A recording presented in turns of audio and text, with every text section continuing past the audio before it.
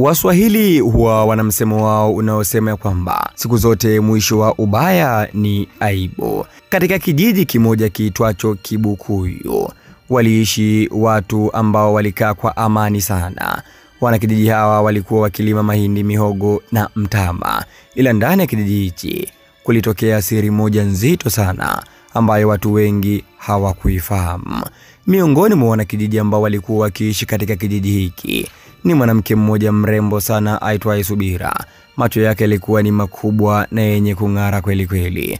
Alikuwa ni mrembo. Na Subira aliolewa na mzee mmoja aitwaye Mzee Majuto, mwanaume shupavu, mnyenyekevu na mwenye busara nyingi kijijini. Ndoa yao ilionekana kuwa ya mfano, lakini kilichokuwa kimefichwa nyuma ya pazia ya ndoa yao kilikuwa ni cha kutisha kweli kweli. Kwa miaka mingi sana tangu Subira atoke katika kijiji cha jirani na kuolewa na Mzee Majuto, watu walianza kupotea katika kijiji hiki, na watu walikuwa wakipotea katika mazingira ya kutatanisha. Mtu akitoka nyumbani akienda shamba harudi. Kila mwezi alikuwa akipotea mtu mmoja. Hakika hii ilikuwa ni hali ya kushangaza kweli kweli. Hivyo mwenyekiti akaitisha mkutano mkuu wa kijiji na kuweza kujadili swala hili, kwa nini kila baada ya mwezi mmoja mtu mmoja anapotea. Na sasa amefika watu watatu wanapotea katika mazingira ya kutatanisha. Na tena sio kwamba watu hao wameshambuliwa na wanyama wakali. Hapana, kwa sababu hata nguo zao huwa hazipatikani. Hakika wanakijiji walijadili swala hilo, lakini wakakoswa majibu. Kila mtu alirudi nyumbani akiwa anajiuliza mwezi unaofuata ni nani anapotea, kwa sababu imekuwa ni desturi kila baada ya mwezi mmoja mtu mmoja anapotea. Sasa basi, Subira kumbe hakuwa mwanamke wa kawaida. Alikuwa ni mchawi anayetumia nguvu za kiza, na uchawi aliorithi kutoka kwa bibi yake. Sasa basi, kumbe kila siku usiku, Subira akiwa amelala pamoja na mume wake Mzee Majuto, Subira alikuwa akiamka na kuvaa nguo zake za kichawi na kufunga safari ya kuondoka nyumbani kwa Mzee Majuto. Kumbe Subira alikuwa akienda moja kwa moja katika pango moja kubwa la kijiji. Huko ndipo alikuwa akitunza chupa zake ambazo alikuwa akiweka nafsi za watu umo. Hakika Subira alikuwa akienda huko kila siku kwa ajili ya kutambikia, na Subira kila akiongeza nafsi moja katika chupa, basi nguvu zake za kichawi zilikuwa zikizidi maradufu. Hayo ndio ilikuwa ni maisha ya Subira. Kila siku alikuwa akiondoka na kwenda katika pango hilo. Baada ya mwezi mmoja kupita, mtu mwingine tena akapotea katika kijiji, na wanakijiji wakachanganyikiwa zaidi. Sasa kila mwezi mtu anapotea. Nini hasa ambacho kimeingia katika kijiji chetu? Mbona hapo zamani hatukuwa hivyo? Kutokana na Subira kuwa anatunza nafsi za watu katika chupa, hakika alikuwa ni mchawi mwenye nguvu kweli kweli, lakini wanakijiji hawakugundua siri hiyo. Mzee Majuto japokuwa alikuwa akimpenda sana mke wake Subira, lakini alianza kushuku tabia za mkewe. Kila alipokuwa akilala usiku, akishtuka usiku amuoni mke wake. Hivyo lilikuwa ni swali ambalo alikuwa akijiuliza, mke wangu mbona mara kadha huwa haonekani kitandani pindi ambapo mimi nashtuka usiku? Mara nyingine Mzee Majuto alikuwa akimsikia mke wake akizungumza chumbani yeye mwenyewe, akitaja majina ya wanakijiji, na majina hayo kila jina akilitaja, mwezi unaofuata mtu mwenye jina hilo anapotea. Hayo yalikuwa ni machale ya Mzee Majuto. Alikuwa akijiuliza ni kwa nini mke wake yupo tofauti kweli kweli. Mzee Majuto akaanza kuchezwa na machale kuhusiana na mke wake. Usiku mmoja Mzee Majuto alijifanya amelala, na kweli amejipumzisha akalala, lakini mke wake kama ilivyo kawaida akachukua nguo zake katika sanduku, nguo za kichawi, na kushika pembe na akajifunga kitambaa chekundu. Kisha akafungua mlango na kuondoka taratibu kuelekea katika pango ambalo huwa anatunza nafsi zake katika chupa mbalimbali za kioo. Moja kwa moja safari ikaanza, lakini tripu hii Mzee Majuto akasema, nataka nigundue ukweli. Huyu mwanamke kila siku usiku anaamka na kuondoka hapa, anaendaga wapi? Basi bwana, Mzee Majuto akaamua kumfuatilia mke wake kwa siri kweli kweli. Na mwisho wa siku, Mzee Majuto alimwona mke wake akiingia ndani ya pango moja kubwa sana la kijiji. Ndipo Mzee Majuto naye akafuata nyuma taratibu akiwa ananyata. Alipofika ndani, Mzee Majuto alishangaa kuona chupa nyingi kweli kweli zikiwa ndani ya pango hilo. Na alipotazama vizuri ndani ya chupa hilo, aliona kuna taswira za watu. Na hapo Mzee Majuto akapata mshtuko mkubwa kweli kweli. Machozi yakamtoka Mzee Majuto. Wakati huo Subira ameziweka chupa hizo mbele yake, huku akiendelea kufanya tambiko zake mbalimbali za kichawi. Lakini kutokana na Mzee Majuto kushindwa kujizuia, huku akiwa amejiziba mdomo, kwa bahati mbaya akakohoa. Ndipo Subira akashtuka, maana katika pango hili tuko wawili, kama mimi sijakohoa na nilokohoa.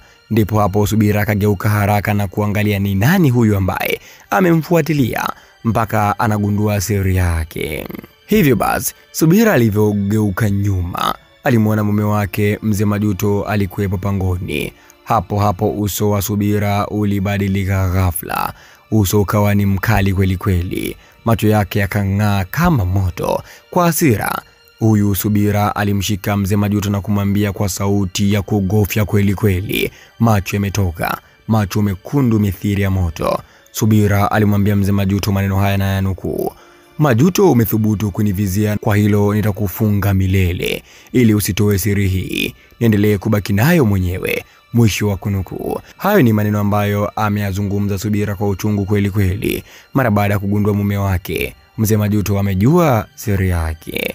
Hivyo basi, kwa nguvu za kichawi, Subira alitoa chupa kubwa na kisha akamnyanyua Mzee Majuto kichawi na kumtumbukiza ndani ya chupa hilo. Ndani ya muda mchache tu, Mzee Majuto tayari yupo ndani ya chupa akiweweseka, huku akiomba msaada. Nani asikie yupo ndani ya chupa la kioo. Hakika kulikuwa kuna msaada kwa Mzee Majuto mpaka hapo. Basi bwana, siku nenda siku rudi, wanakijiji wakaanza kujiuliza ni kwa nini Mzee Majuto hayupo hapa mtaani. Hivyo wanakijiji wakaenda kumuuliza Subira mume wake yuko wapi. Subira yeye mwenyewe akakoswa majibu, akasema ya kwamba hata mimi sijui mume wangu ameenda wapi. Lo, wanakijiji wakaanza kutilia mashaka uwepo wa Subira katika kijiji hiko, na ni kwa nini mume wake amepotea.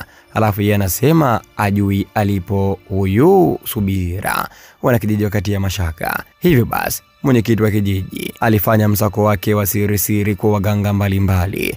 Ndipo akampata mganga mmoja maarufu wa kijiji aitwaye Mzee Kiyovu, na kumwambia Mzee Kiyovu alishughulikie ili swala la watu kupotea katika kijiji. Mzee Kiyovu akasema ya kwamba hili swala ni kubwa na zito kweli kweli, lakini nitashughulikia. Nitaiomba mizimu ya mababu itusaidie katika swala hili, na kesho mwenyekiti nitakupa majibu.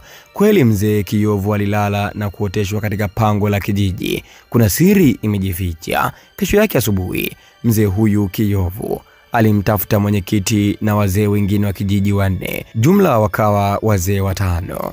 Kisha na yeye huyu mganga Mzee Kiyovu akawa ni mtu wa 6, na kumwambia kwamba katika pango la kijiji kuna siri kubwa imefichwa. Hivyo basi, leo usiku majira ya saa 4 usiku tuwepo tumewasili katika maeneo hayo ili tushuhudie nini hasa ambacho kinaendelea katika pango la kijiji, kwa sababu kuna siri imefichwa. Hakika wazee hao wakawa wamejipanga kweli kweli, na Mzee Kiyovu akaenda kuandaa dawa zake. Kweli majira saa 4 usiku wazee hawa moja kwa moja wakaenda katika pango, wakakaa nje wamejificha ili kusubiri nini hasa ambacho kitaendelea.